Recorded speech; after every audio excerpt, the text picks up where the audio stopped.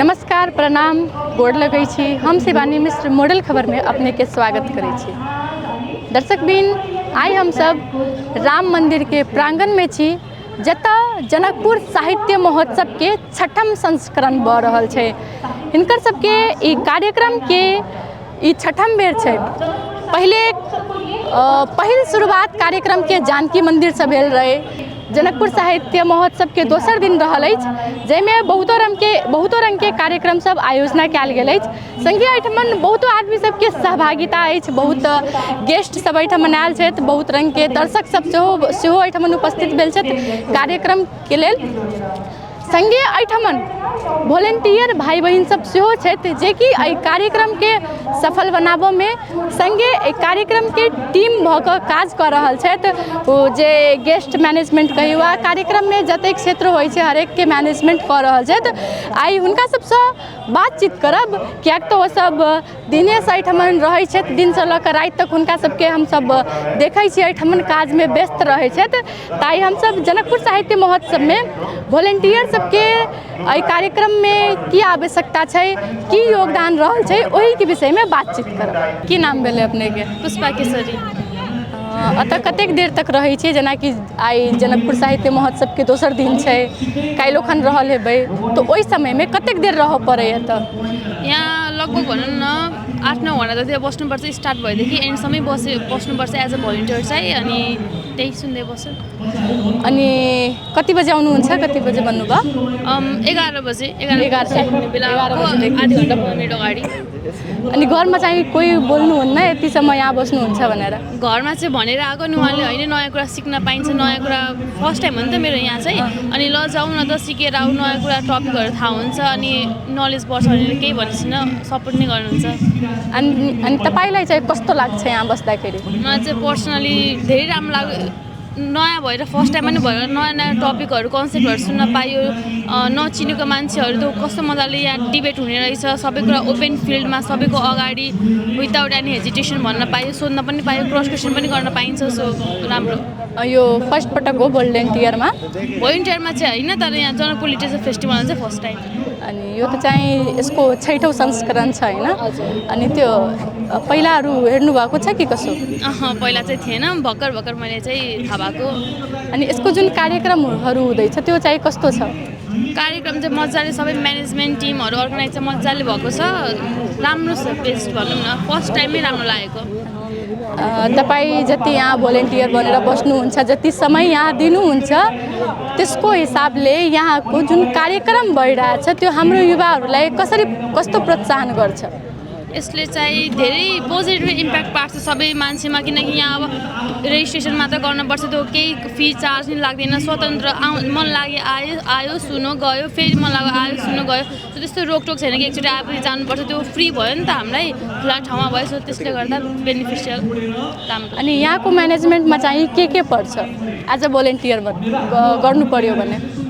Guest म्यानेजमेन्टमा ख्याल गर्नु पर्यो, कसको के टाइमिङ भनेर अब होटेल म्यानेजमेन्ट हेर्नु पर्यो, कसलाई के चाहिन्छ सबै कुदिनुपर्छ, डकुमेन्टेसनहरू तिनीहरू पर्छ। अनि तपाईँको चाहिँ कुन सेक्टरमा छ? म चाहिँ अहिले चाहिँ मलाई चाइल्डको कर्नरतिर हालेको थियो आज चाहिँ। अनि हुन त अल ओभर अलिअलि हेरिदिनु पर्ने गरिदिनु पर्ने भनेर म त फेरि उहाँदेखि आएको नि त, विराटनगरबाट आएको नि त। मेरो चाहिँ खासै होइन, म त फर्स्ट टाइम हो मेरो भन्ने पनि मलाई अलिक त्यस्तो हेभी केही काम दिनुभएको छैन। अनि खानाहरू चाहिँ घरबाट खाएर आउनुहुन्छ कि यहाँ पनि खानुहुन्छ? होइन, यहाँ होटलमा प्रोभाइड गर्नुहुन्छ खाना चाहिँ हामीलाई, अनि यहीँबाट कुपन अनुसार। अनि राति जाने बेलामा? राति जाने बेलामा चाहिँ अब मेरो घर आफै यहाँ हुनाले होटलमै बसिन्छ। एक्लै जानुहुन्छ कि घरबाट लिन आउनुहुन्छ? लिन आइसिन्छ, अब यहाँ मसँग आउनुभएको दिदीहरू होइसिन्छ, अनि उहाँहरू हामी 2-3 जना सँगै बस्ने गरेका छौँ।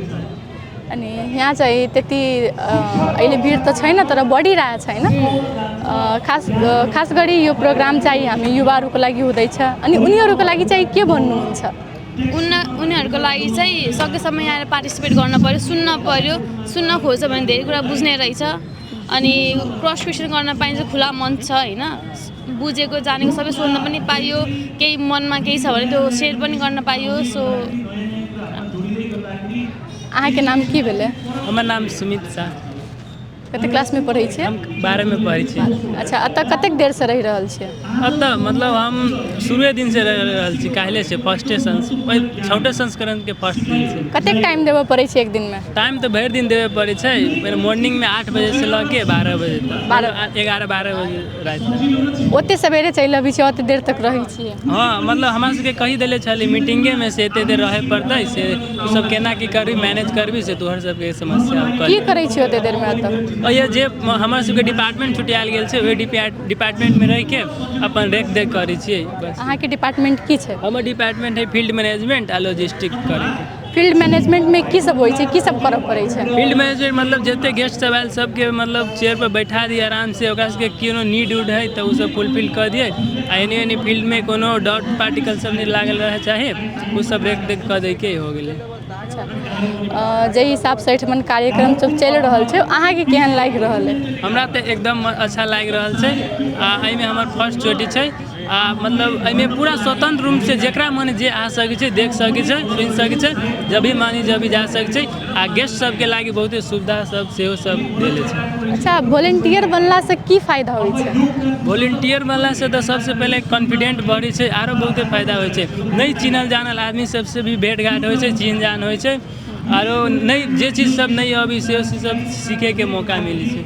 अच्छा, एहिठमन केना की खाना पीना के व्यवस्था सब छै कि नहीं? खाना पीना सबके व्यवस्था ई जे अथी ऑर्गेनाइजर टीम ही से सब अगाड़िए कहि देले छलै, आ सब इहे के व्यवस्था है खाना पीना के। ओना तऽ एतुका हरेक कार्यक्रम सब नीक होइ छै, मुदा जे अहाँके विशेष कऽ कऽ प्रभावित करैए, जे हमरा JLF में आबऽ के लेल प्रोत्साहन केलक, ओ की छै? नहीं मतलब ई एहिमे भीतर तऽ हम फर्स्टे चोटी आयल छी, तऽ हमरा ओते मालूम नहीं छै। लेकिन जब एक JLF के पेज में देखलिए तो एहिमे बहुते कुछ सब मतलब सब बड़के पद के आदमी सब आ रहल छै, पत्रकार सब, ई मनोज सर CO सब आयल छलै, तो उहे सबके बात सब अथी पैनल डिस्कशन सब भेल छलै, उहे सबसे अथी प्रोत्साहन भेल छियै तऽ आयल छलियै। अच्छा, आगामी दिन में कार्यक्रम सब होते रहते, एखनो भऽ रहल छै, तो युवा सबके एहिमे आबऽ के लेल की कहऽ चाहबै? नहीं, लेकिन एहिमे सब युवा के विद्यार्थी सबके आवे चाहिए, कैलाकि कुछ नहीं कुछ एहिमे अयला से सीखबे करते। आ ई बहुते फायदा कारक है कि कैलाकि एहिमे अयला से मतलब सपोज अहाँ रहै छी यहाँ जनकपुर में, जनकपुर के मेयर के तेकरा तऽ नहीं चिन्हबै तऽ अहाँके केना केओ पूछि देलक, तब ओहिके लागि एहिमे आके उ सब सीखे के मौका, जानल मौका मिल रहल छै। अपने के नाम की भेलै?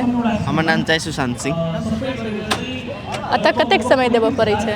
ये तो चाहे हमर सबके मॉर्निंग में 8 बजे से बोलल है, या प्रोग्राम कभी खत्म होए 9-10, अब वही हिसाब से रहे। अच्छा, मतलब कार्यक्रम अनुसार से टाइम देबऽ पड़ै छै, तो घर के आदमी सब किछु नहीं कहै छै जते देर तक बाहर रहै छियै तऽ? ना घरे हम सब इन्फॉर्म कऽ के वही हिसाब से एतऽ रहै छी। अच्छा, कोन सोच से वॉलंटियर बनलिए? हम सब तो अब ये सोच से अपन ठाव में कोनो कार्यक्रम हो रहा है, मतलब सोशल वर्क करे के लगी, ऊपर से अपना सब में कुछ कुछ सीखे के लगी एहिमे ज्वाइन भेल छी। वॉलंटियर के काज की होइ छै? वॉलंटियर के आप इस पे हेल्प करे के सब चीज में, मतलब ऑर्गेनाइज करे के, अब ये ठाव सब मिलावे के भेलै, जेना कोनो गेस्ट के कतौ चाही वही चीज सबके देखे के। अच्छा, एहिठमन रहन सहन के, खान पीन के केहन व्यवस्था छै अहाँ सबके लेल? एहिठमन जे बाहर से गेस्ट आयल छथिन उनका सबके लागि चाहिए रूम के व्यवस्था प्लस खाना सबके, आ वॉलंटियर सबके जे मॉर्निंगे से जे आयल छथिन 3 टाइम के नाश्ता खाना सबके व्यवस्था छै। अच्छा, युवा सबके लेल ई कार्यक्रम केहन छै? उनका सबके प्रोत्साहन करऽ के लेल केहन उद्देश्य छै इनकर सबके? अब ये कार्यक्रम में युवा सबके लागि एक हिसाब से बहुत निमन है, कुछ नया चीज सीखब अपन ठाव के बारे में, अपन कल्चर के बारे में, स्पेशली अपन जे वरीपरी में अब जेना ये कहलखिन से मेयर सब आयल छलै, उनका तर अब की विकास सब भेलै उनकर कार्यकाल में, की न भेलै सेहो सब अब बुझे के लागि, अब कोई लागि अपना युवा सब भेलै आब के वोटर सब, तो वो सब बुझतै तब न वो सही अथी कैंडिडेट के सिलेक्ट करतै। ओना तऽ खास कऽ कऽ ई साहित्य से जुड़ल महोत्सव छै, एखन देख रहल छियै जे साहित्य में युवा सबके रुचि कम भऽ रहल छै, अहूँ सब एकटा युवा छियै, तऽ युवा सबके जोड़ि कऽ जे साहित्य महोत्सव बनेने छै ओ केहन लगैए?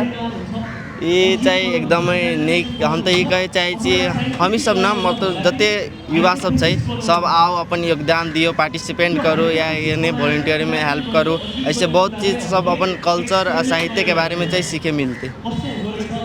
अपने के नाम की भेलै? नमस्कार, हमर नाम युवराज मिश्रा। अच्छा, एहिठाम कतेक समय देबऽ पड़ै छै एज ए वॉलंटियर के?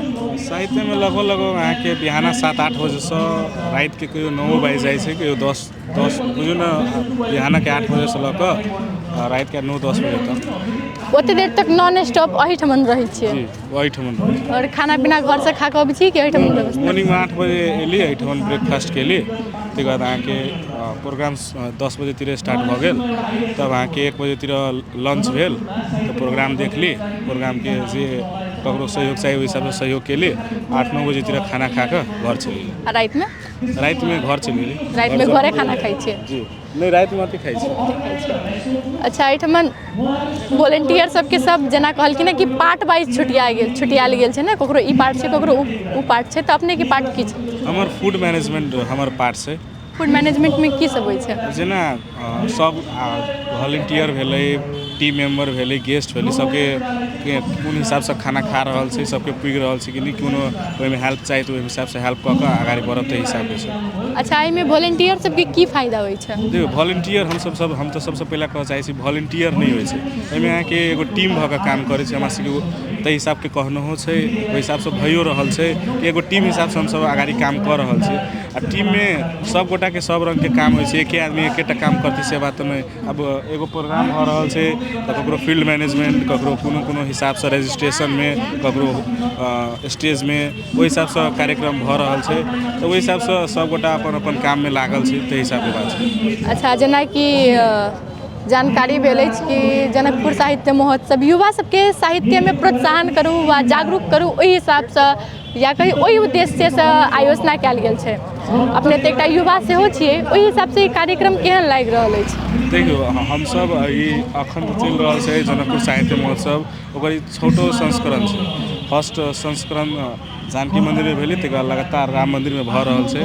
तऽ ई अहाँके साहित्यमे जे एखन युवा सबके जे घटि रहल छै, इंटरेस्ट एक हिसाबसँ घटि रहल छै। कतहु ने कतहु लोकके मॉडर्नमे रहके, आइके डेटमे बहुते नहीं युवाके मॉडर्नमे रहके शौक छै, साहित्यमे वा ओहि हिसाबके करिकुलम सबमे नहीं रहके इच्छा होइ छै। मगर एहिसँ की होइ छै कि एहिठाम 40-45 टा वॉलंटियर भेलै, विभिन्न चैनल सब छै, ओहि हिसाबसँ फेसबुक सब छै, फेसबुक सबमे ई टेलीकास्ट भऽ रहल छै। युवा सब देखबै तऽ बहुते नहीं युवा सब ई सब एहिमे लागल छै, आ बहुते नहीं युवा सब एहिमे ई नीक लगा रहल छै।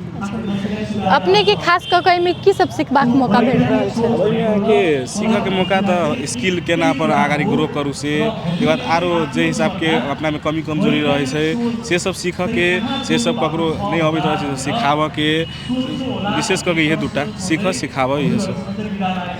बहुत बहुत धन्यवाद।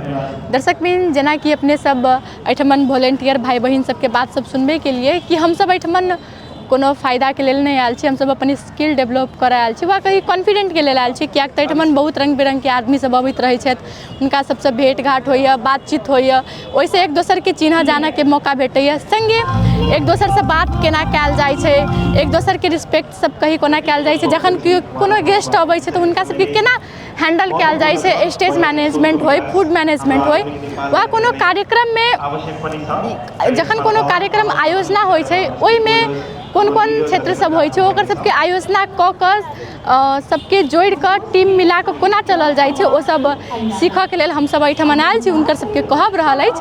तऽ एखनके लेल हम शिवानी मिश्र विदा लै छी।